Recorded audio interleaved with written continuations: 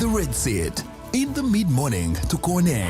My name is Mr. Henry. We're having a discussion about why violence in relationships is increasing, and sometimes to some people it is acceptable. On 0707102102, I do have you, Rahim, of Vasaid Zechirinya Ugamba. Violence is rampant in relationships because people don't control their anger. Then I have you, Brian. You say violence is common because of poverty. Chogamba omuntu okubulwa empiso olina kubeera ng'oli mwavu. Ate oba olina gy'olaga. That is making sense. Frustration. Nze nga ndaba abagagga be basinga okubeera abavu. I think he's bringing it in the context of lwaki abawala bagumirayo. Tolina gy'olaga gayi yakuzaalamu yalabirira abaana bo akwendako okimanyi bw'oyogerako ng'akunyiga. Kino kigende eri gwe kikwatako. Buli gwe kikwatako. Ng'omanyi olina omwana munno ng'ogenda mu moto osinga omutocharinge omukoleko ebitategeerekeka kubanga olowooza talina gy'olaga si ye gwe katonda w'ensi eno si ye gwe wamutegekera si ye gwe wamuleeta ku nsi omulabye ku bukulu nga birevu byonna ojja byogera naye senga oyo omwana aba alina gy'alaga. Kankubuulire abaana mmwe mutaagala kutandika wake up olowooza baba tebakimanyi don't sleep baba bakimanyi ne bagumirayo ne basigala. Olowooza lwaki osanga abaana abawala nga bakola obwa house girl nga bakola emirimu egy'enjawulo siga nti omulimu gw'obwa house girl gwe gusingayo obubi sorry to say but gwe gunyanguyidde. Abaana baba banoonya shelter nga basobola omuliisa asobola okusula asobola okwebaka tugamba agende mu bwa house girl. Try something buli omu afune w'atandikira ffenna tetuli bulungi. Let's back up a little bit and go to Sundiata, what he said before the break. Yagambye nti ye ayinako abakyala ng'ayagala beegobako buli kimu n'akikola n'akola muno obwa domestic violence naye ng'amulaga najja kufumba siina gyendaga. Omanyi kali akayimba ka Helen Ndukoma kunkoba kumanda nja kufumba kumpi oba kumirawo nja kufumba. How did the relationships end? Because I'm sure they ended. See, I tried to end the relationship, but time came when I stopped doing things I was doing at the beginning of the relationship. For instance, if she could call and subscribe for me data, I stopped doing it, but the next day she calls me, maybe I know you don't have data, let me send you 20 GB. Now, what shocked me, those girls went behind my back and they became friends. They even opened the WhatsApp group and added me. Let's Sundiata olimba mani otuvuga speed. How many were there? There were 3. 3? Yeah. They used to put money together, buy you data. Now they became the men in the relationship. In the WhatsApp group, you could see them telling me, Sundiata, you know you're a Muslim. We have agreed we are not going to fight. Good men are scarce. We are going to share you. This world, no balance.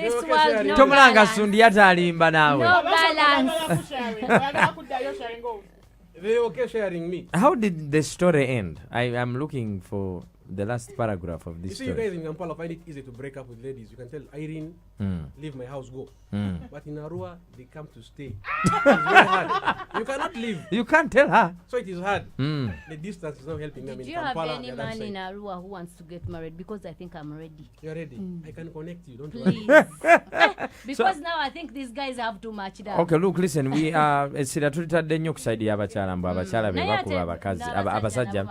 No, look, listen. There's men that are being beaten out there in relationships. There's many Sundiatas that they buy data for and they punch and slap. And look, listen, a home is supposed to be a place for any man to go and have a peace of mind, safe haven.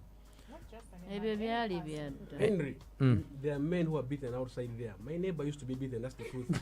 And one time I intervened to save the situation. The next thing, the guy went to report to the police. And reported you as well. I'm trying to come in between his love and the wife.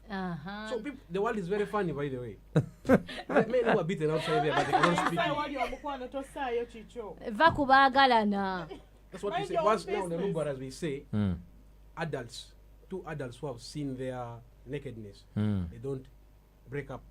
They don't. They are breaking up like for a whole year, like 20 times. You break up, you come together. You break up, you come together. You see, that's the situation. No, Kathy's scenario, it got done. But what we want here to see, you had your 3 women. How did you end your thing? Because for her, she ended her thing. Then yours, you just moved and you came to Kampala. and then left them that side. What happened? I've ended every communication. I'm trying to avoid them. But my worry is I'll go to Arua because Arua is the home. And they will find me. That's the thing now.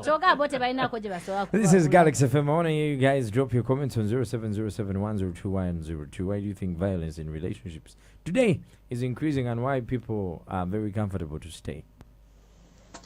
Henry, thanks for the show. I'm Collins from Kulambiro. This was a very good theme that you guys brought up. I personally had a girlfriend once. She was like, she once told me, or she asked me, we had dated for 4 months, but she told me, Collins. And I said, Wanji. And she told me, we have dated for 4 months You now. have never but I've never had a me. quarrel with you. I've never had you complaining about anything on me. I told her, what do you want me to complain? Because you're like, you're I beg your pardon? self-contained, you're perfect. Why should I complain with you? And by the way, why should we quarrel? We are lovers. Do we have to quarrel? And you know what she told me? She laughed and told me when I was at home, because she's always at school, yeah? She told me when I'm at home, I always see my mom and dad, at least in a month, they will have a quarrel. But I've never quarreled with you. I feel like you don't love me that most. I do love you, but as a person, I don't think quarreling with you is the best thing. I just want to be peaceful and like I want us to be happy, not quarreling. Stay here.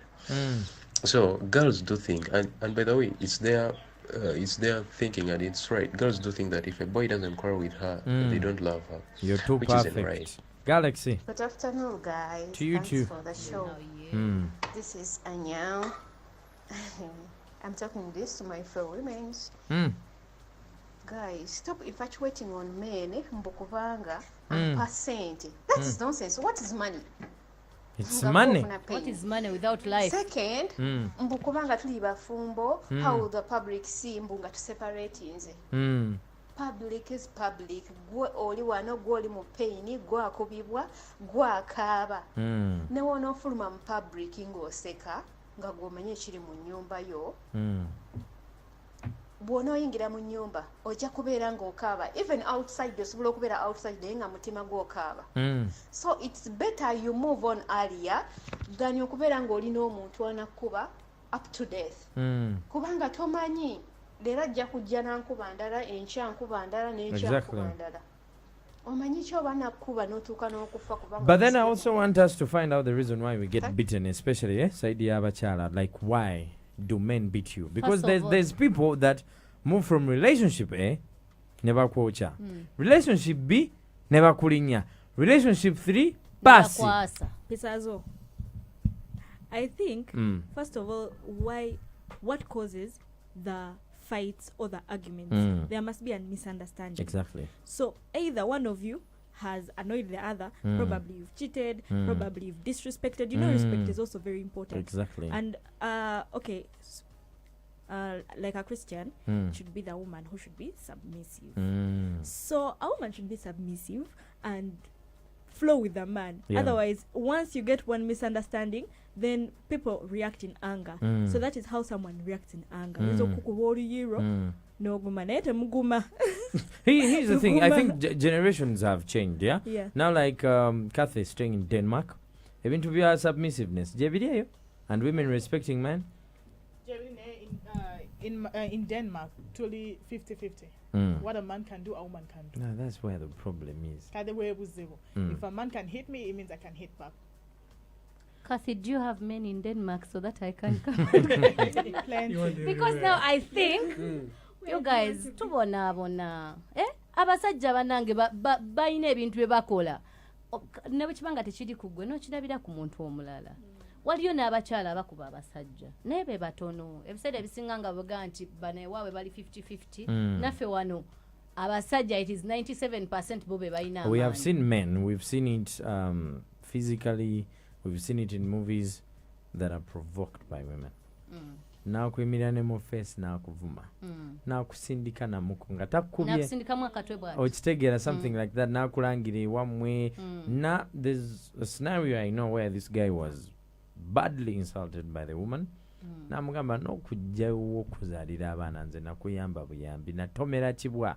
Can you imagine? And all the things you have done for that woman. you as a Henry man. gwakibuuzizza nti kiva ku ki abasajja abasobola okukukwata bye batakwata nga wayi eyo tebagikwatako nga woogikwatirako transform ebaluka. So am I correct to say that women are partly also to blame for the violence that they suffer in relationships?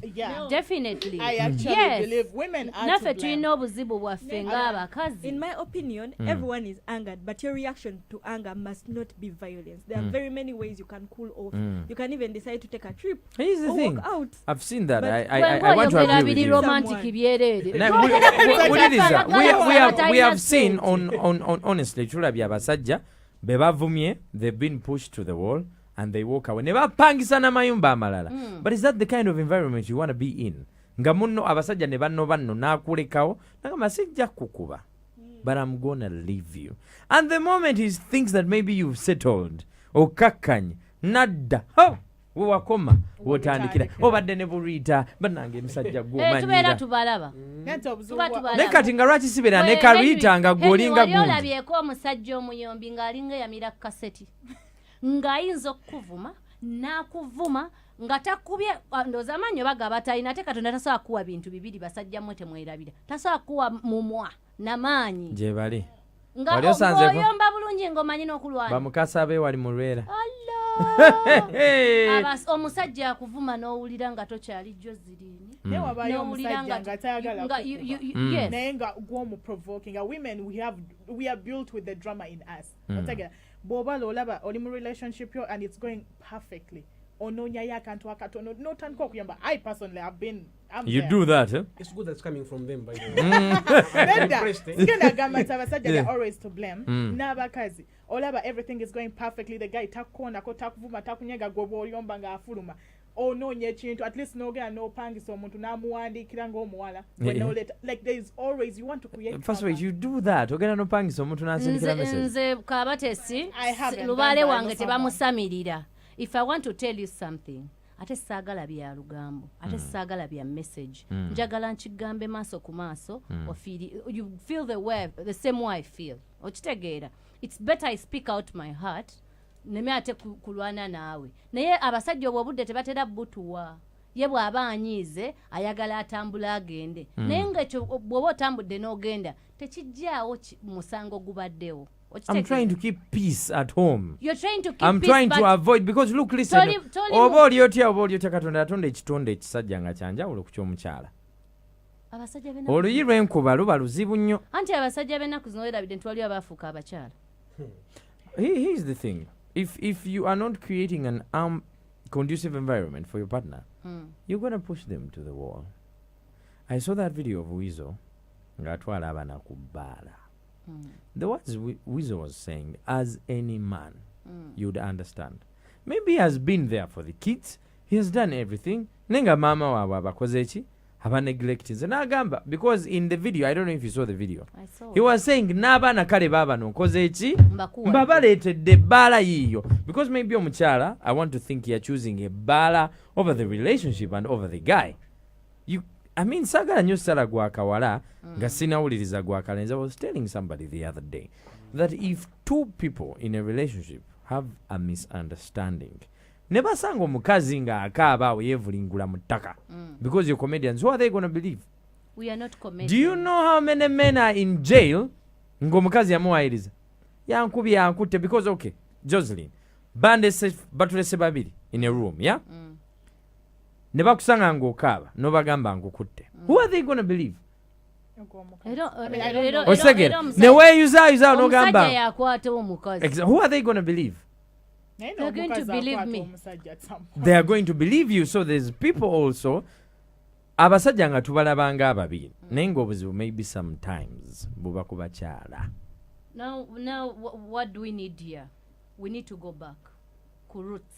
Abasajja baddemu okubuulirirwa ne bakyala baabwe.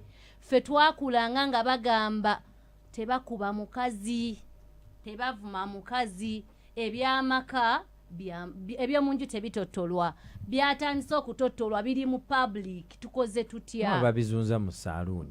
Babizunza mu saaluuni gwoba wakoze kyaki? abasajja mwalekerawo okutwala obuvunaanyizibwa bwammwe n'omukyala yennyini ajja kuvaayo agambe ekintwala mu bbaala noonya bulamu noonya ssente tulina abaana oyagala omusajja atwala atya obuvunaanyizibwa bwe nga tomuwa emirembe yakuwasa bagenda kuziika waabwe wa musajja because waba yakuteeka ewaka wamuzaalira oyina abaana he's trying to make ends meet naye naawe osazeewo oyagala Good afternoon. Thank you for the show.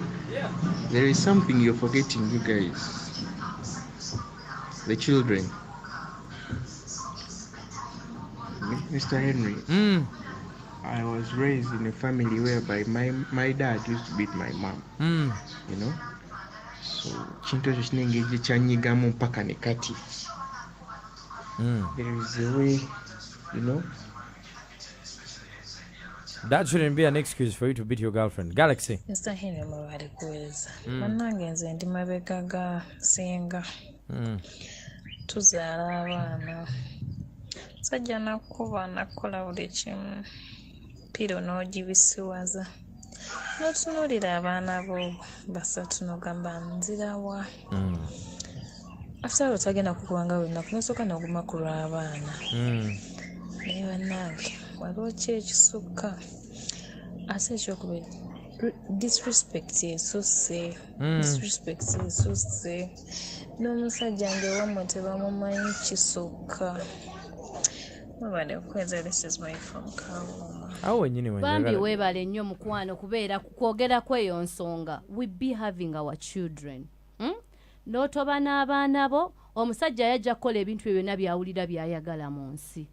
Abasajja baffe by the way tebali bokka kubanga yalabye mukwano gwe kubanga ye talina respect for the wife oba mukyala oba girlfriend we because abamu tetuli bafumbo nti tuli officially married n'osanga ng'omusajja okawa nnyo naawe lwaki buli kaseera obeerayo lwaki omuwa nnyo naye ahasolinge naye gwe weerabidde nti nze wansanga Kampala onzaddemu abaana bo bameka bonna wonzaddemu oba 5 oba 6 bannange obulamu tebugenda kukoma ku ggwe.